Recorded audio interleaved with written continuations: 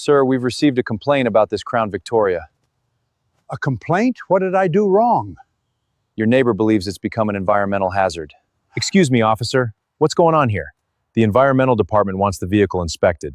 Before anyone decides its future, let me take a closer look. Have you ever stopped to think that an old forgotten car could become the center of a neighborhood dispute? At first glance, this looked like just another abandoned vehicle. Before we continue, let me know where you're watching from because I'd love to see how far this story reaches. The moment I heard the police officer explain that a neighbor had reported the old Ford Crown Victoria as a possible environmental hazard, I knew there had to be more to the story. Sitting in the middle of an overgrown yard, the sedan had spent nearly 30 years collecting dirt, moss, and silence. The neighbor believed leaking fluids, rodent nests, and years of neglect had turned it into a danger for everyone nearby. The owner, 85-year-old Thomas Walker, stood quietly beside the car and apologized as though he had done something wrong. After the officer left, I asked Thomas why he had never moved the Crown Victoria. He looked through the dusty windshield before answering. His wife, Margaret, had ridden in that passenger seat every single day for 38 years.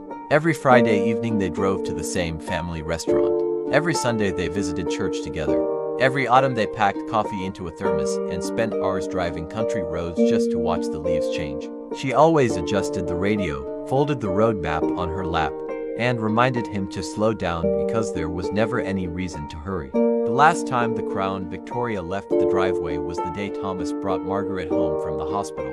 She passed away only a few days later. Several weeks afterward, Thomas tried to drive again.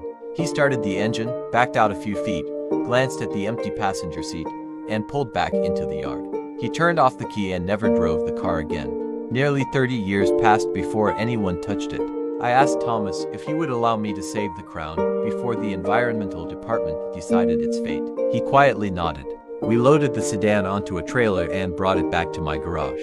Years of moss, lichen, and grime covered nearly every panel. The paint had faded badly, the wheels were heavily oxidized, the engine bay was filled with rodent nests and debris, and the headliner had completely collapsed. Inside, the carpets had turned yellow with age, the seats were filthy, and decades of dust covered every surface.